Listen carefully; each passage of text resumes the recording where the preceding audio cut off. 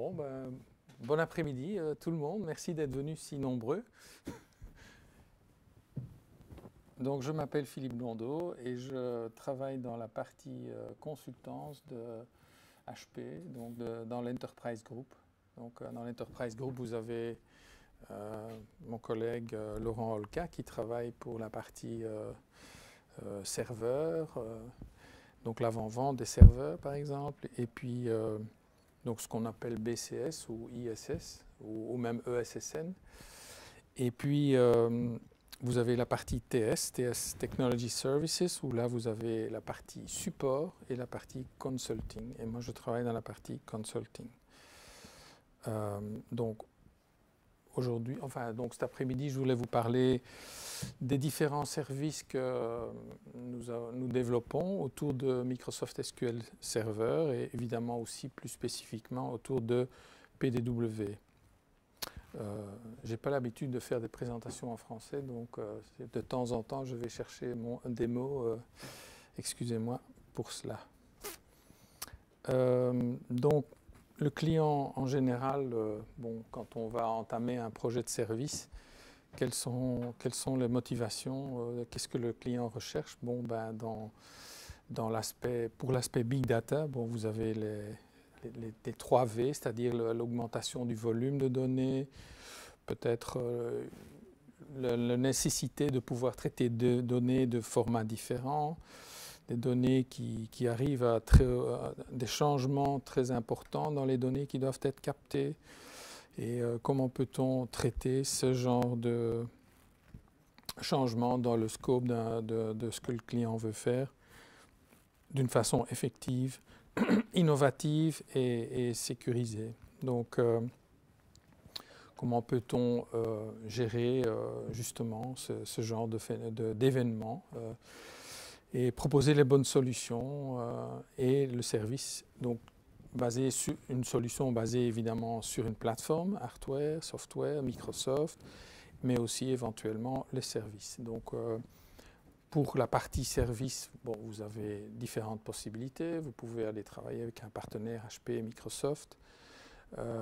Néanmoins, vous pouvez aussi décider d'utiliser les services de HP.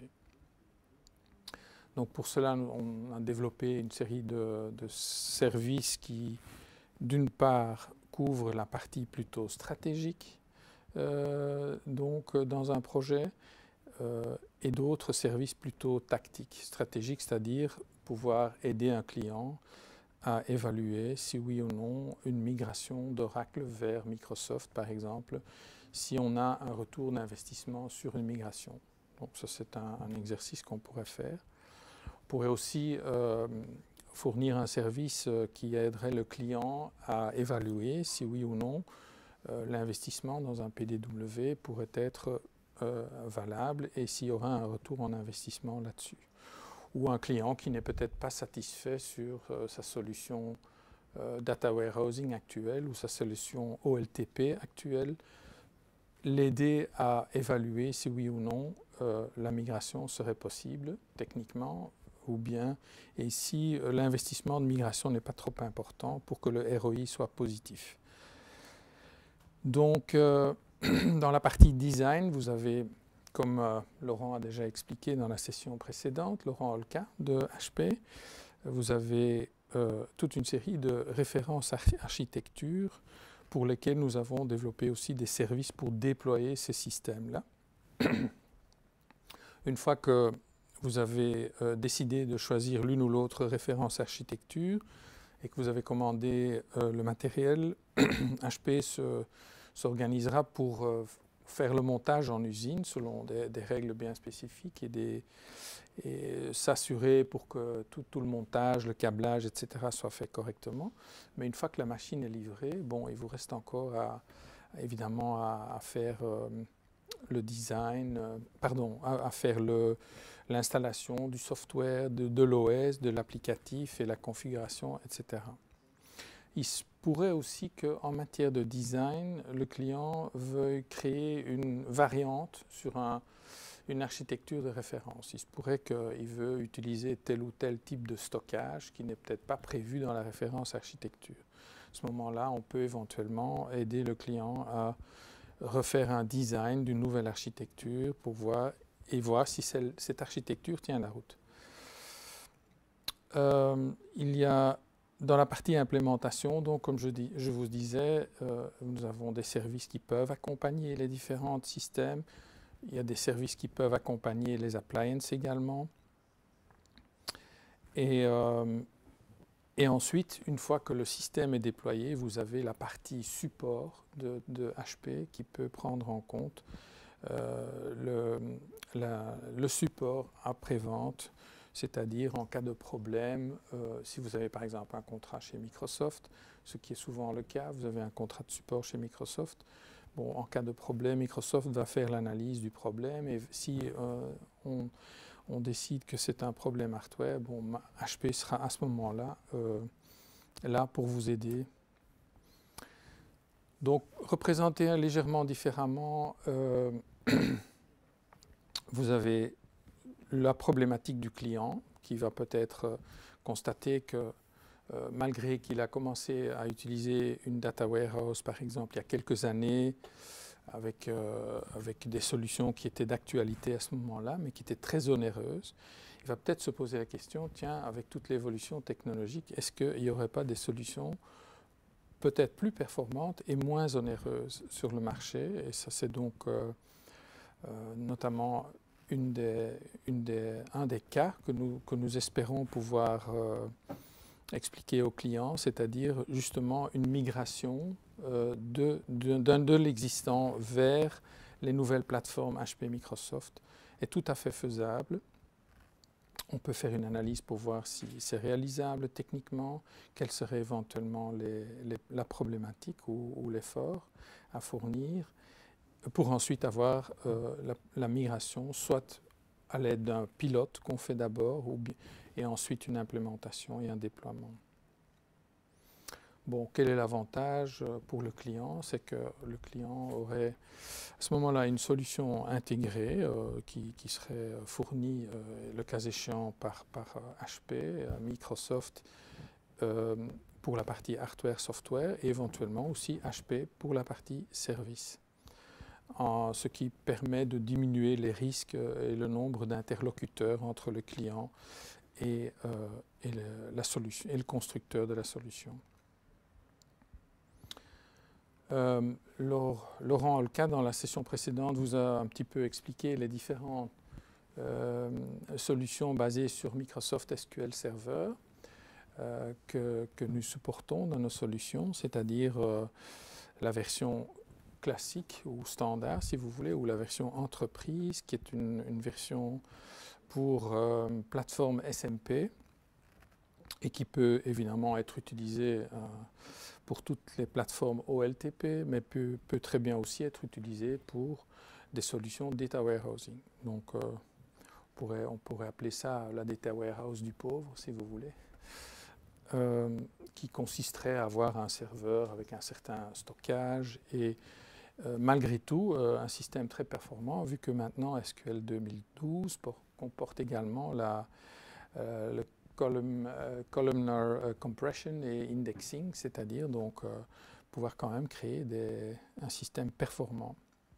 Néanmoins, il y a également, disons, l'architecture Fast Track donc de HP et de Microsoft qui, elle, offre déjà une capacité de stockage plus importante, mais qui offre toujours une technologie basée sur le SMP, Symmetric Multiprocessing, mais qui est optimalisée d'un point de vue stockage. Donc là, j'ai 2-3 slides après pour vous montrer un peu la différence. Et puis alors, il y a notre haut de gamme, c'est-à-dire la partie Parallel Data Warehouse, pour laquelle nous avons également développé des services.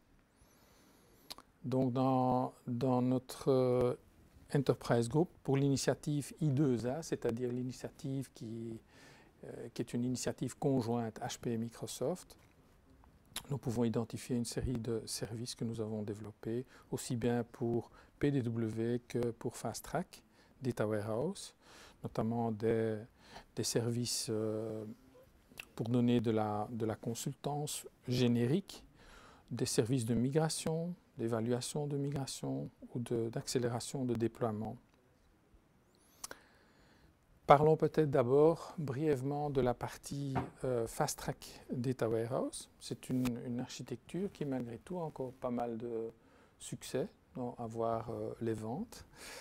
Donc il y a pas mal de clients qui décident d'utiliser ce genre d'infrastructure. Juste brièvement expliquer quelle est la problématique qu'on essaye de résoudre avec Fast Track.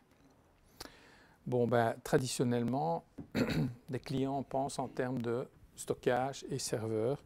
Et quand vous investissez dans un stockage très coûteux, un SAN par exemple, la tendance est souvent de dire on va l'utiliser au maximum. Donc on va y connecter un maximum de serveurs. Et donc quel est le problème que nous rencontrons souvent quand un client pense avec ce genre d'approche? C'est-à-dire que lorsque un serveur a besoin d'une certaine capacité en matière de lecture de données, puisqu'on va lui donner qu'un nombre de LUN très limité, il va jamais, et qu'en plus, au moment où il veut accéder à la capacité, peut-être qu'une autre application ou un autre système ou serveur sera en train d'utiliser le SAN, il va avoir ses performances réduites d'une façon très importante. Et donc, tout ceci signifie que nous avons une architecture qui n'est pas balancée. Je ne sais pas si c'est le terme correct. Équilibrée, on va dire. Équilibrée, voilà. Puisque là, vous avez peut-être des serveurs très récents qui sont capables, au niveau des processeurs, d'ingérer des nombres de gigabytes par seconde très importants, tandis que le SAN lui-même n'est capable que de fournir une petite partie de ces données, et donc le processeur est en attente permanente pour obtenir des données. Donc ça, c'est le gros problème lorsque on fait un mauvais design d'une chaîne. Et donc, l'architecture Fast Track a été spécifiquement conçue pour étudier les performances de chaque élément de cette architecture pour qu'elle soit correctement sizée au niveau performance et au niveau capacité justement de traitement de données. Donc lorsque on veut créer une data warehouse avec Fast Track et avec SQL, quel est le paramètre le plus important qu'il faut observer? Ce n'est pas les IOPS, mais c'est le sequential read, donc le throughput, c'est-à-dire la capacité de pouvoir lire des disques un nombre maximum de données en séquentiel pour les traiter avec les processeurs disponibles. Donc ça, c'est là-dessus qu'on doit optimiser l'architecture. Donc c'est tout à fait le contraire d'une solution OLTP où là, on doit pouvoir aller chercher un record quelque part parmi des milliards pour aller faire une petite mise à jour de ce record, tandis qu'ici, tout à fait autre chose. Ici, on essaye de lire un maximum de données en le moins de temps possible pour les traiter en séquentiel à travers l'architecture. Donc ça, c'est en gros. Alors, comment solutionner ça? C'est en divisant, en multipliant le nombre de baies de stockage et de disques un maximum. Donc, des systèmes comme ça, ils ont 2, 3, 4, 5, 6 ou plus même baies de stockage avec chaque fois une quantité impressionnante de disques et des contrôleurs donc, qui sont chaque fois indépendants et qui peuvent alors desservir en SMP les processeurs et leur fournir un maximum de données. Donc, tout à fait autre chose que de connecter un SAN, par exemple. Donc, pour ce faire, en plus, vous profitez également du fait que SQL Server 2012 possède la possibilité d'utiliser le Column Store Indexing, c'est-à-dire la compression au niveau colonne et pas rangée, et pas par rangée. C'est-à-dire pour l'instant, elle est read-only, read-only, on ne peut pas la mettre à jour. Contrairement au PDW où là, vous pouvez mettre à jour le Column Store Index. Ça, je ne vais pas trop en parler parce que ça a été couvert dans la session précédente, mais donc nous avons, en fonction des besoins du client, nous pouvons fournir des architectures Fast Track allant d'un petit serveur vers un tout gros serveur qui peut stocker jusqu'à combien? 60 terabytes, c'est ça? Ou plus même? 85 terabytes. 85 terabytes, sous-entendu, avec compression, on peut encore augmenter en fait le nombre de terabytes. Donc, vu l'avantage d'utiliser le nouveau système de compression de SQL 2012, on peut encore augmenter la capacité de stockage réel de données. Et on a effectivement des tableaux qui nous permettent de décider en fonction des besoins du client, de savoir exactement quel type d'architecture faut-il offrir en fonction du nombre de queries, quel type de query, quelle capacité de données le client a-t-il besoin. On peut alors choisir la meilleure architecture pour le cas de figure. Le fait que lorsque vous achetez une voiture, vous n'allez pas non plus dans votre garage acheter tous les composants et puis les assembler vous-même, au même titre que lorsque vous achetez un système comme un Fast Track ou un PDW, il sera complètement monté, testé pour vous en usine et fourni clé en main. Donc c'est comme ça qu'on pourra vous fournir donc un support, si vous voulez, end-to-end, du début jusqu'à la fin, y compris le support après-vente.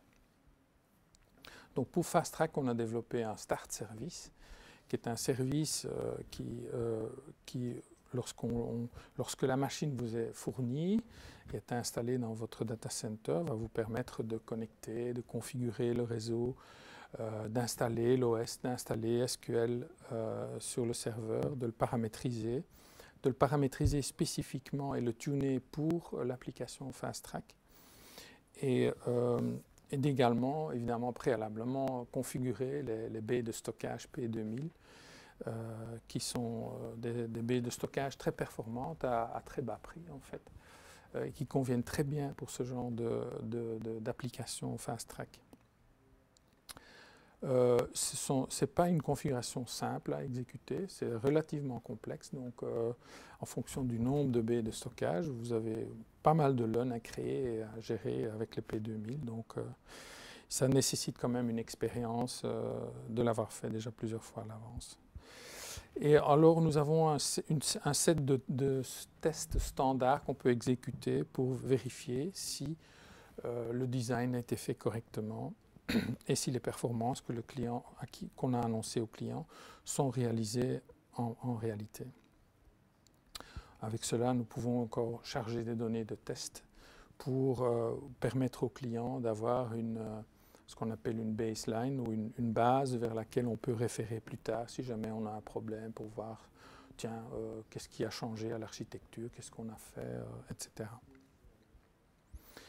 Bon, évidemment, ça c'est la partie Fast Track. Maintenant, on parle plutôt de la partie PDW, c'est-à-dire le grand frère de Fast Track, où là, on a développé un certain nombre de services qui peuvent accompagner un PDW, notamment un service qui est un assessment service, c'est-à-dire qui va essayer qui va estimer l'effort nécessaire à migrer une base de données, une data warehouse existante vers PDW.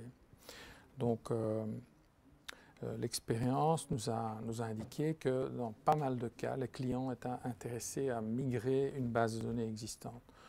Nous avons relativement peu de demandes pour recréer une toute nouvelle data warehouse, surtout dans des clients, dans des entreprises assez importantes aujourd'hui. En général, des data warehouses existent déjà, mais pour toute une série de raisons, le client n'est pas satisfait. Peut-être que le prix n'est pas là ou les performances ne sont pas suffisamment ne sont pas valables et donc une migration pourrait être fournie. Et donc, il faut d'abord pouvoir évaluer quel est l'effort pour migrer. Chaque base de données, que ce soit Oracle ou DB2 ou Teradata, a ses particularités et donc, en fonction du type de base de données source, vous avez des efforts, des complexités qui peuvent être différentes d'un client à l'autre. À côté de ça, une fois qu'un PDW a été fourni ou installé, du moins, dans le data center du client. On peut vous aider ponctuellement avec un Deployment Accelerator Service, c'est-à-dire c'est un service qui est complémentaire après l'installation et qui va aider le client donc à configurer les adresses IP, également à tester les performances du système, donc fournir un certain nombre de tests basés sur des données de test. Donc, ce n'est pas du tout un service qui va migrer des données du client, ça n'a rien à voir. C'est juste pour pouvoir montrer au client les performances et donc pour cela on utilise des données de test. Nous allons également, donc le client souvent il va acheter également un serveur d'intégration de données, c'est-à-dire un Data Integration Platform Server. Il faut le configurer, celui-là, il faut lui installer son OS, l'intégrer avec une carte InfiniBand, etc. On met un peu plus de détails là-dessus après, dans des slides suivants. Puis l'Advisory Service est un service générique d'une semaine, 40 heures, que le client peut encore commander en option pour si éventuellement il nécessite une aide ponctuelle sur l'une ou l'autre aspect de sa base de sa data warehouse. Lorsque lorsque le client est intéressé à migrer sa data warehouse et qu'on a fait un assessment, on peut fournir un migration service, mais qui alors est basé sur une proposition adaptée à chaque client, qui est forcément différente pour chaque client et qui n'est pas générique. Donc l'assessment, bon là, toute une série de tâches. Ce n'est pas exhaustif, mais il y a ici un certain nombre de tâches qui vont être exécutées pour éventuellement aussi voir si entre-temps les besoins du client n'ont pas évolué, s'il n'a pas besoin d'une volumétrie plus importante, etc. Donc ce n'est pas uniquement la migration, mais il faut encore faire un peu plus. Quel nombre d'utilisateurs, le type de query qu'il veut faire, quel genre de rapport veut-il générer? Y a-t-il des différences entre le système source, l'application, la base de données source en matière de data types, par exemple? Est-ce qu'il y a des procédures stockées qui doivent être modifiées ou migrées? Quelles sont les performances qu'on espère obtenir du système? Quelle est la fréquence de modification des données? Est-ce qu'on peut utiliser un schéma existant ou est-ce qu'il doit être modifié? Est-ce que le schéma existant est encore en fait actuel, c'est-à-dire est-ce qu'il correspond encore à ce qui a été réellement implémenté? Est-ce que la documentation est encore réaliste? Bon, et alors évidemment, on peut donner certaines estimations aussi, point de vue effort, en fonction des volumes de données et de l'infrastructure même. L'accélération du déploiement d'un PDW, par contre, ça c'est uniquement une fois que le client a décidé d'en acquérir un, il peut éventuellement avoir besoin d'une aide plus ponctuelle pour pouvoir rendre son système opérationnel. Ça comporte un certain nombre de tâches qui sont par exemple la configuration IP, l'intégration au niveau du réseau, la configuration des VLAN par exemple, la configuration des switches pour pouvoir s'intégrer dans un environnement Cisco, ce qui est un peu spécifique en fait. Aussi expliquer au client quel est le modèle de sécurité, comment peut-il créer des utilisateurs, comment doit-il créer fournir des rôles, donner certains privilèges à un rôle, etc., changer les mots de passe. Comme je disais aussi, l'intégration du serveur backup ou du serveur DIP, DIP. Bon, ça c'est un serveur qui a été éventuellement commandé en option, mais bon, il faut aussi l'installer, l'intégrer, le tester. Il faut éventuellement aussi installer évidemment les outils clients sur ce DIP serveur pour pouvoir faire certains tests.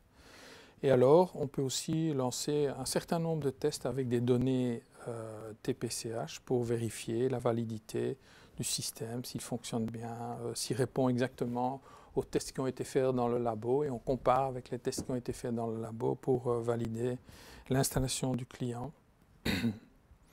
On va expliquer aussi au client comment faire les backups des données, comment faire un restore des données, et aussi l'indiquer un certain nombre de choses à faire au niveau de la gestion opérationnelle de son système. Mais ce n'est pas un service qui va prendre en compte la migration d'une data warehouse existante. Lorsque le client ne sait pas exactement quel est le genre de service dont il a besoin concernant sa data warehouse, il peut éventuellement faire appel à un service générique qui peut commander à la semaine et qui peut couvrir un certain nombre de tâches reliées à sa data warehouse, qui peuvent être liées à l'infrastructure ou à la mise en œuvre, ou à la migration, ou à le développement de l'ETL, ou modification des ETL, etc., ou les tests de performance. Une fois l'assessment réalisé, on peut éventuellement offrir aussi un service de migration. À côté de cela, je ne sais pas si on en avait parlé dans la session précédente, non, pas spécifiquement, non. Mais il y a aussi la possibilité de migrer des bases de données OLTP de Oracle vers SQL. Donc, on a développé un certain nombre de services qui permettent de migrer plus spécifiquement des systèmes OLTP et de faire une consolidation aussi de bases de données Oracle existantes vers SQL. Donc pour cela, vous avez un certain nombre de phases qui peuvent être identifiées pour lesquelles nous pouvons fournir des services, c'est-à-dire la phase de découverte et éventuellement aussi l'aide au client pour décider si oui ou non il y a un retour sur investissement lorsqu'il fera la migration. Il y a une phase un peu plus technique où on analyse plutôt l'environnement existant. Et puis la phase proprement dite de migration, où là nous avons aussi la possibilité d'utiliser des ressources bestshore ou offshore pour faire du travail répétitif de migration. Le Business Value Assessment va servir justement au client d'aider le client si oui ou non le choix de migration est un bon choix et quel est éventuellement la taille et le dimensionnement de la plateforme cible. Nous utilisons pour cela toute une série d'outils qui sont des outils standards qui sont également utilisés par Microsoft pour analyser un environnement existant et pour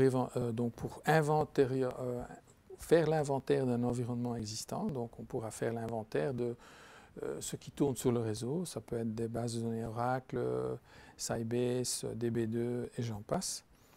Et pour ensuite pouvoir faire une liste restreinte d'un certain nombre de bases de données dont le client aimerait bien voir si la migration est techniquement réalisable.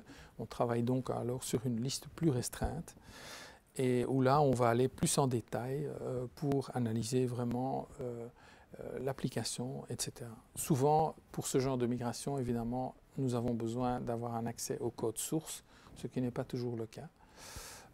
Par contre, une migration, par exemple, d'une application d'un développeur indépendant, ISV, qui tourne sur Oracle, peut très bien également exister dans une version qui tourne sur SQL, par exemple.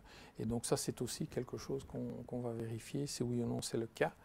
Et là, dans ce cas-là, on va aider aussi à la migration de cette application si besoin est. Pour conclure, je voudrais quand même aussi mentionner que nous avons toute une série d'unités de démonstration qui sont là pour vous aider à tester et à évaluer un PDW et dans différentes parties du monde, notamment à Paris également, chez Microsoft et chez HP en Allemagne et à Munich. Nous avons également des systèmes, donc si jamais vous êtes intéressé à faire un POC ou un pilote, ou vous voulez une démo plus complète sur un système PDW, ben, n'hésitez pas à contacter mes collègues en France qui se feront un plaisir de vous aider pour vous orienter vers ce genre de POC.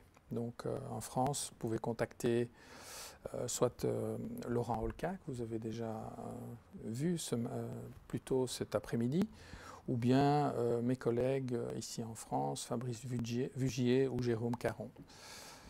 Et donc, je vous remercie beaucoup pour votre attention et j'espère vous voir bientôt.